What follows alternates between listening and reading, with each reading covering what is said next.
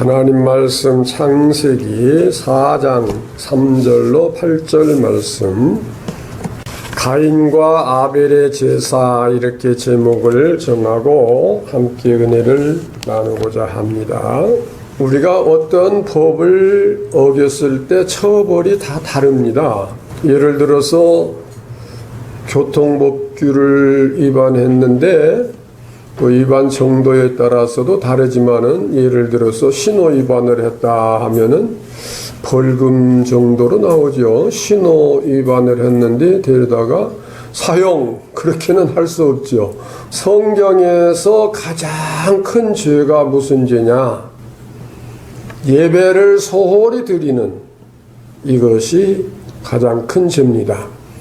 왜냐하면은 도둑질하고 싸우고 강도질하고 하는 것은 인간과 인간 관계에서 되어진 어떤 잘못입니다. 그것도 죄요. 그러나 예배가 잘못되어진 것은 하나님과의 관계가 잘못되어진 것이고, 예배가 잘못되어졌을 때에 하나님께서 내리시는 징계는 그 어떠한 죄보다도, 어떠한 잘못보다도 크게 징계하시는 것을 볼 수가 있습니다. 성경에서 큰 어떤 역사가 출애굽 역사입니다. 출애굽 아시죠? 애굽에서 종노릇하고 있다가 이제 가나안 땅으로 인도함을 받는데 광야를 거쳐서 가는데, 왜 출애굽을 해야 하는가? 왜 애굽에서 나와서 가나안 땅으로 가야 되는가? 하나님께 제사 드리기 위해서 애굽에서 떠나야 된다, 이거예요. 그럼 애굽에서 드리면 될 거 아니냐, 이렇게 반문할 수도 있지만은, 애굽에서 보고 듣고 배운 것은 모두가 이방 신에게 드리는 제사고 우상 섬기는 것이에요. 아무래도 애굽에 계속 있으면은 하나님께 대한 예배가 바로 되어질 수가 없다, 이거예요. 그렇기 때문에 모세가 바로에게 왜 우리가 여기를 나가야 된다고 하는 것을 말할 때에 하나님께 희생을 드리려 하노라 그랬습니다. 이 제사는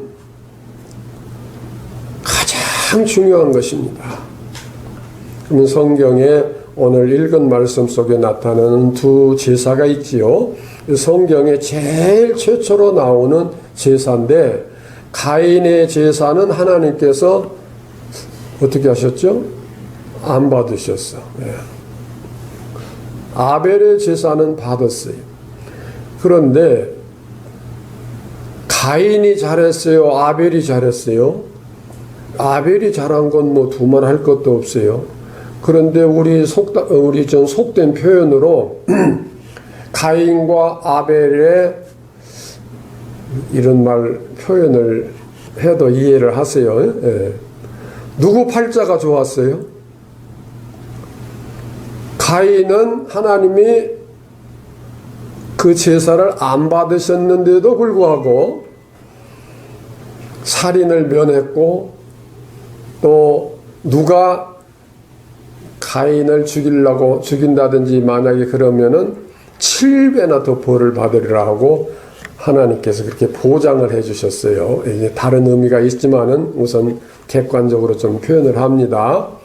그런데 예배를 잘 드린 사람은, 예배를 잘못 드린 사람한테 맞아 죽었어요. 누구 팔자가 좋아요? 가인의 팔자가 오히려 낫잖아요. 제사 잘 드리고 맞아 죽는 것보다. 그러나 성경의 진리를 우리가 깊이 깨달아야 됩니다. 제사라는 것은 참 이게 우리 속된 표현으로 표현하면은 참 힘든 거예요. 또 귀찮은 거예요. 그렇지 않아요? 힘들죠? 귀찮죠? 그러나 그 자체로만 가지고 보면은 힘들고 귀찮고 어려운 것 같아도 그것으로 인해서 되어지는 결과, 주어지는 어떤 것을 연결한다면은 오늘 이렇게 그냥 찜통 더위고 힘든 하루인데 오늘 어디 가서 죽도록 일을 했더니 저녁에 인건비가 하루 일당이 1,000,000원이 나왔다 하면은 오늘 힘들고 더웁고 어려운 거 어떻게 하시겠어요? 안 하시겠어요? 예배는 우리의 생명을 구원해서 영원히 살게 하시는 하나님의 은총이에요. 은총, 은혜요. 예배 자체만 보면은, 제사 자체만 보면은 힘들고 귀찮고 짜증나고 어려운 것 같지만은 그것을 통해서 우리들에게 영원한 천국을 주시고 영광을 주시는 하나님의 사랑이 그 속에 들어 있으니까. 그러면 예배를 어떤 자세로 드려야 돼요? 너무 감사해서 기쁨으로 감격해서 드리는 것이 예배의 태도가 돼야 돼요. 그런데 그런 예배를 드렸는데 하나님께서 안 받으셔요? 그러면 하나님께서 안 받으셨다고 하면은 어떤 태도를 가져야 돼요? 가인처럼 화가 나서 내 재물에는 온 붙었나? 이런 식으로 화를 내고 짜증을 내고 원망한다면은 처음부터 그 예배는 잘못된 예배예요. 잘못된 제사라 이 말입니다. 처음부터 진심으로 하나님의 은혜를 감사하고 정성을 다해서 내 중심을 들여서 하나님께 기쁜 마음으로 제사를 드렸다면은 하나님께서 안 받으셨을 때에 하나님 앞에 우리 현실 인간적 표현으로 한번 해볼게요. 하나님 앞에 무릎을 탁 꿇고 하나님 아버지 뭐가 부족해서 안 받으셨는지 제가 부족해서 뭘 잘못 드렸는데 용서하여 주시고 다시 진심을 다해서 정성을 다해서 온전한 예배를 드리도록 하겠습니다 하는 이런 태도가 돼야지 내 제사는 안 받아? 화가 치밀었다고 하는 것은 처음부터 하나님을 경외하는 중심이 아니었다고 하는 결론이 되는 것입니다. 심장과 폐부를 꿰뚫어 보시는 하나님께서 예배 드리는 그 제사 드리는 중심 그 자세를 왜 모르시겠어요? 그런데 아벨의 제사는 하나님 받으셨는데 어찌 하나님 받으시는 예배를 드린 자는 가인에게 맞아 죽느냐 이 말이에요. 그런데 이제 성경을 잘 우리가 원문을 또 읽어보고 연구해 보면은 가인과 아벨이 들에 있을 때에 가인이 아벨을 쳐서 죽였다고 했는데 거기 내용 속에 가인이 아벨을 저 들로 나가자 이렇게 원문에는 그렇게 또 돼 있어요. 그러니까 아예 죽일 작정을 하고 들로 데리고 나간 거예요. 그러면 아벨이 형이 무슨 짓을 하려고 가자고 하는가 그런 거 왜 생각 안 했겠어요? 그러나 그냥 따라갔는데 쳐서 죽였는데 형과 동생은 성숙했기 때문에 힘으로 형이 더 세고 동생이 덜 세고가 아니에요. 오히려 동생이 더 젊으니까 셀 수 있죠. 힘이 비슷하면은 죽지 않습니다. 방어도 하고 도망갈 수도 있고 다시 공격도 할 수 있는데 하나님께 온전한 예배를 드린 아벨은 형이 봉둥이로 때려 죽일 때 그냥 맞아 죽었어요.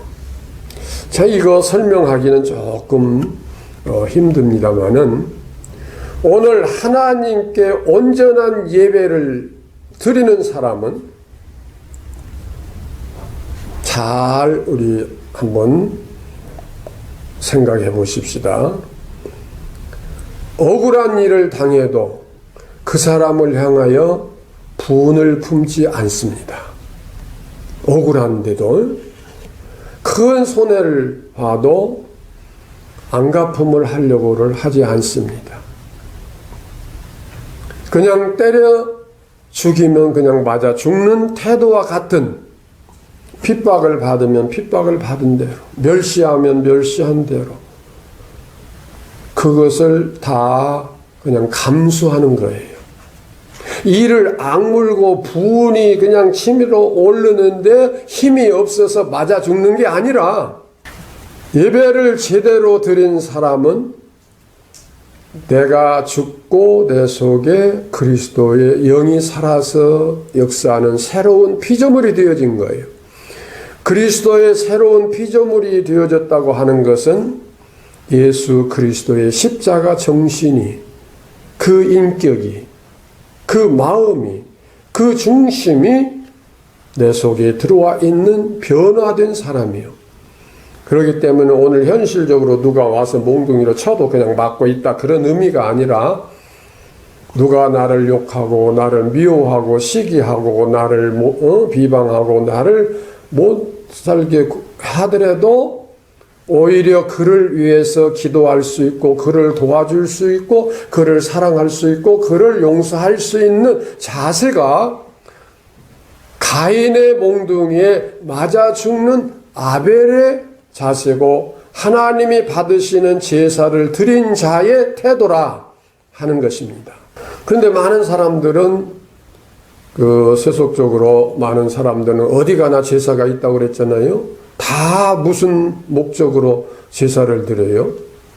자기 만족, 자기 유익, 어떤 복을 받기 위해서 제사를 드립니다. 오늘 우리 성도들의 예배는 복을 받기 위한 것이 아니라 이미 우리에게 베풀어 주신 은혜를 감사해서 하나님 영광을 받으십시오고 찬양을 올려드리는 거예요.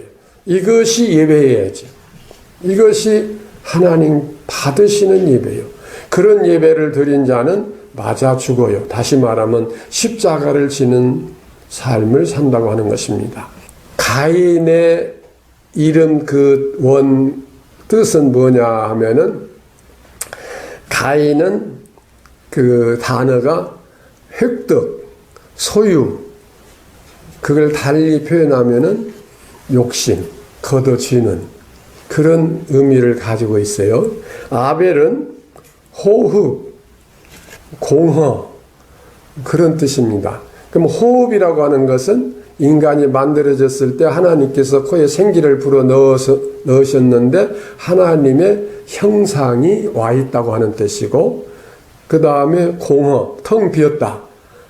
이 말은 단어적으로 볼 때 공허, 텅 비었다인데, 우리 인격적으로 말하면은 욕심이 없다, 다 드렸다 하는 그런 이름이에요. 그러니까 아벨의 그 제사는 그 이름처럼 하나님의 인격을 가지고, 하나님의 형상을 가지고 모든 것을 하나님께 드린 텅 빈 자세, 내 것은 하나도 없다, 다 아버지 것이다. 네. 오늘 우리가 아무리 많이 가지고 있고 아무리 부자고 멋지고 해도 내 것은 하나도 없어, 이거 다 하나님 것이고, 나는 지금 맡아서 관리하는 청지기에 불과하고 하나님께서 또 어떻게 쓰라 하면 또 그렇게 써야 하고, 그게 아벨이에요. 그게 제사를 바로 드린 아벨의 제사의 태도예요. 그런 사람은 맞아 죽는 거예요. 이거 맞아 죽는다고 하니까, 표현을 그렇게 하니까 좀 거부감이 오겠지만은, 남이 나를 미워하고 시기하고 질투하고 나를 업신여기고 나를 공격하고 별스럽게 해도 내가 거기에 반격하지 않아. 내가 맞대고 싸우지 않아. 내가 원수 갚음을 하지 않아. 그래, 그것도 하나님 뜻이고 하나님께서 알아서 하시지, 역사하시지. 그런데 아벨이 죽었는데 누구라고 그랬죠? 셋이 태어났죠? 셋이 아니라 셋이. 근데 셋이라고 하는 것은 이름이 뜻이 무엇이냐면은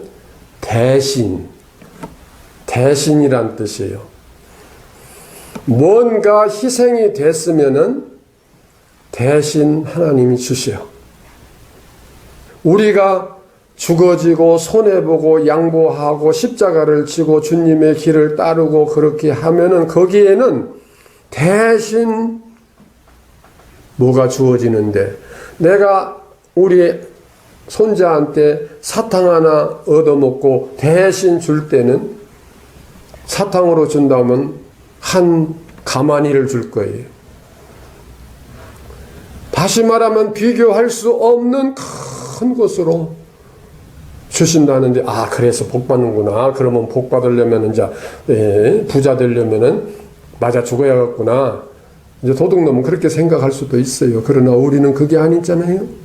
맞아 죽더라도 맞대항해서 싸울 것이 아니고, 도망갈 것도 아니고, 원수 척질 것도 아니고, 그냥 맞아 죽자.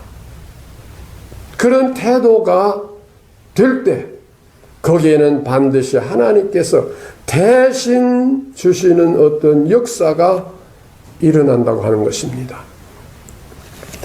그러면 그 셋을 통해서 모든 계보가 이루어지고 예수님 오시고 구원의 역사가 이루어지고 하는데, 자, 이 제사를 드리는 데는 여러 가지 조건이 맞아야 돼요.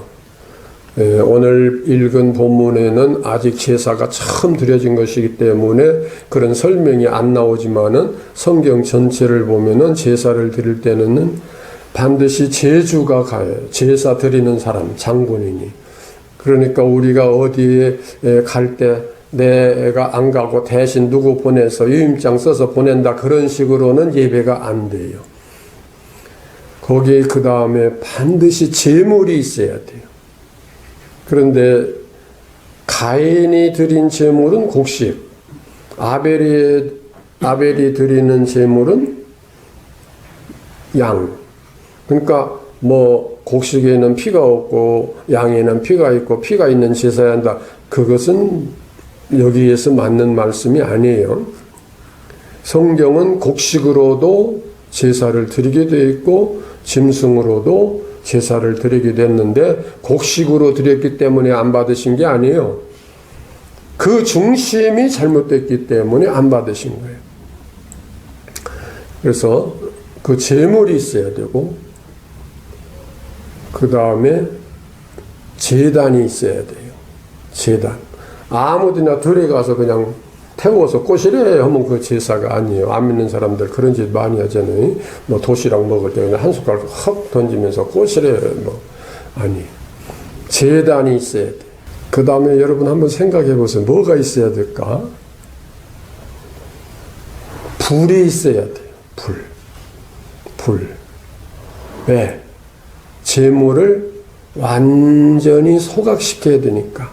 연기와 재로 사라지게 해야 되니까. 그 다음에 하나 더 있어야 돼요. 제사장이 있어야 돼요. 자, 여기서 잘 정리를 합시다. 제물이 있어야 돼요. 그 제물은 바로 나 자신이에요. 우리가 하나님께 드리는 헌금은 나 자신을 드린다고 하는 표식이지, 그 액수, 뭐 돈, 이것이 제물의 기본은 아니거든요. 나 자신이. 불이 있어야 된다고 그랬죠? 불. 왜? 나를 다 태워야 하는데 어디서 태워요? 제단이 있어야 돼요. 예수 그리스도가 우리의 제단이 되는 거예요. 그러니까 아무데나 가서 태운다고 되는 게 아니라 나 자신을 예수 그리스도 안에서 다 불에 태우듯이 그렇게 하는 거예요. 예. 그런데 제사장이 있어야 돼요. 제사장은 나를 죽여줄 수 있는 장본인이에요.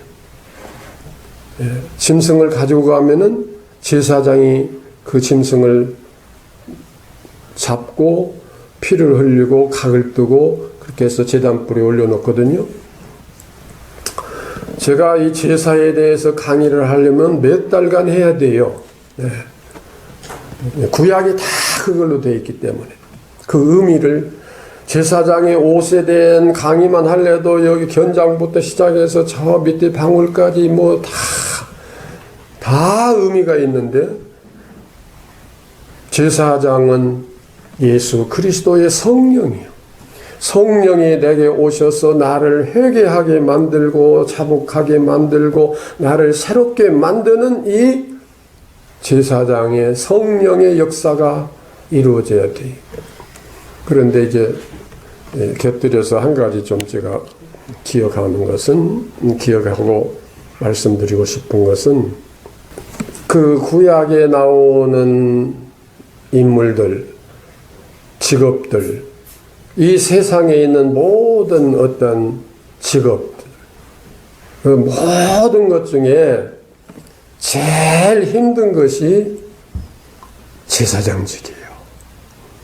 어떻게 보면 제사장이 대제사장 이렇게 대우받고 그런 것 같아도 제일 힘든 것이, 여러분 극한 직업 아시죠?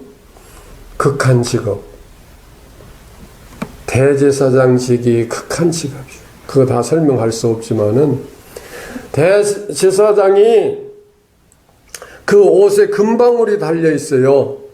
금방울은 움직이면 딸랑딸랑 소리가 나지요. 그런데 제단에 들어가서 섬길 때 하고 좀 쉬니까 방울 소리가 그쳤어요. 그러면은 알아볼 것 없이 밖에 있던 사람들이 빨리 들어가서 시신을 꺼내와야 해요. 그 무슨 뜻이에요? 방울 소리가 그쳤다는 것은 쉬고 놀고 등한히 했다고 하는 그런 의미죠. 그건 죽은 거예요. 그럼 물어봅시다. 죽었기 때문에 방울 소리가 그쳤겠어요? 방울 소리가 그쳤기 때문에 죽었겠어요? 성경은 분명하게 방울 소리가 그쳤기 때문에 하나님께서 그 생명을 죽인 거예요. 이보다 더 무서운 책이 어디 있습니까? 그러면 오늘 목사만 제사장이냐면 그게 아니에요. 만인 제사장이란 뜻 아시죠? 우리 모두가 제사장이에요. 다시 말하면 하나님 앞에 받은 이 귀한 사명을 게으르고 나태할 수 없다고 하는 거예요. 어느 정도 해야 되느냐? 방울 소리가 그치면 바로 죽는다. 그 자세로. 군인이 보초를 쓸 때 보초 쓰다가 졸면 죽어요. 예. 어떻게 죽냐? 적이 와서 목을 잘라가기도 하지만은 그런 일이 안 생겨도 일단은 보초 쓰다 졸면은 죽는다는 표현은 좀 과한 표현이지만은 그건 영창감이에요. 예. 큰 벌을 받아야 돼요. 아예 보초 수칙에 그렇게 돼 있어요. 그런데요, 아무리 피곤해도 졸지 않는 비결이 있어요. 보초가 아무리 날씨가 춥고 뭐 어찌 바람 불고 뭐 어찌고 해도 보초가 졸리기 마련이에요. 그럴 수가 있어요. 피곤하면. 그런데 졸지 않는 비결이 있습니다. 보초한테 수류탄을 딱 쥐어주고 수류탄 안전핀을 빼갖고 가버려요.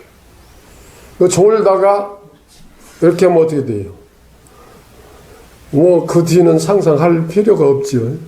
그러니까 별스럽게 졸리고 춥고 뭐 덥고 별스럽게 그래도 이걸 콕 붙들고 있는 거예요.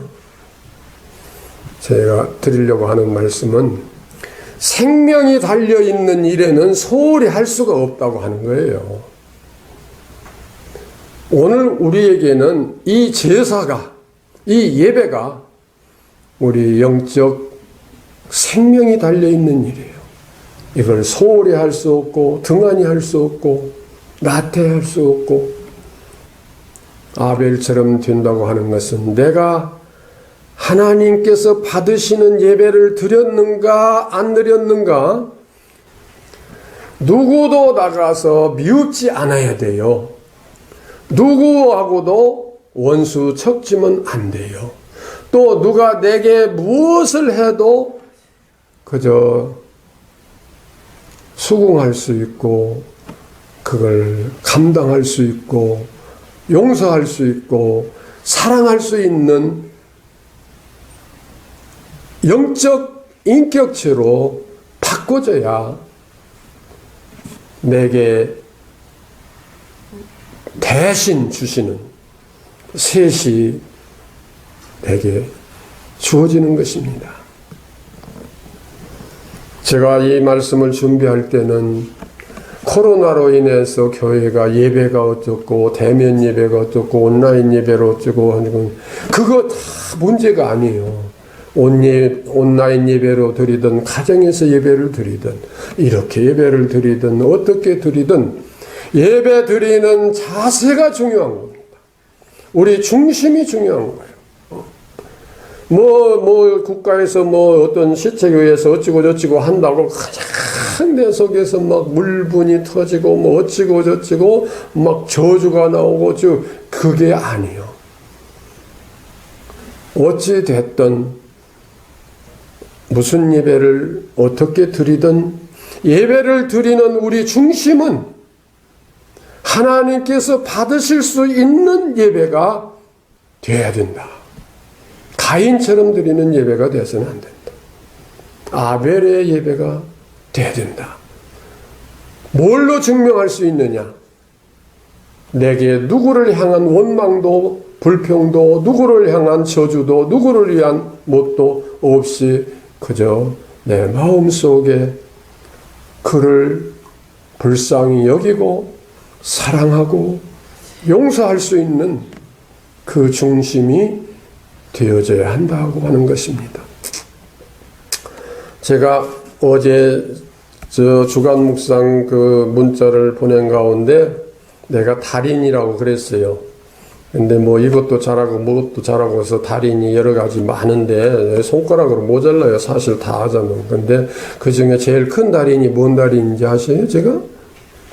거짓말 달인. 제가 거짓말을 아주 잘해요. 네. 무슨 뜻이냐? 설교는 이렇게 해놓고 저는 안 지키면서 남 보고 지키라고 하니 거짓말을 하는 달인이 됐다 이거예요. 그래서 제가 회개를 많이 했습니다. 최대한 앞으로 달인 그 회장직을 좀 사임하려고 합니다. 말은 이렇게 하면서 지키지 아니한 그것이 바리새인과 같은 것이고 회칠한 무덤 같고 독사의 자식이고 뱀의 새끼들이라고 하는 주님의 책망을 받을 수 있는 오늘 우리거든요. 그래서 이 코로나를 통해서 되어지는 모든 현실 속에서 예배에 대한 개념을 다시 한번 새롭게 갖고 하나님 앞에 바른 예배를 드려서 맞아 죽는 한이 있어도 십자가를 지는 주님의 길을 따라가는 성도가 되어보자. 그 중심으로 제가 처음 월요일부터 이 말씀을 준비해서 한 주간 내내 기도하면서 오늘 우리 모두 함께 이 은혜를 나누고자 말씀을 드립니다. 어떠한 경우에도 하나님 앞에 온전한 예배를 드린 자는 잠시 고난을 받고 맞아 죽는 형의 몽둥이에 맞아서 죽는 그런 경우가 되어질지라도 하나님께서 대신 셋을 주시는 것처럼 우리에게 대신 더 큰 은혜를 주시는 것입니다. 이 코로나 이 시기를 통해서 예배가 새로워지는 계기가 될 수 있기를 주님의 이름으로 축원합니다. 기도하십시다.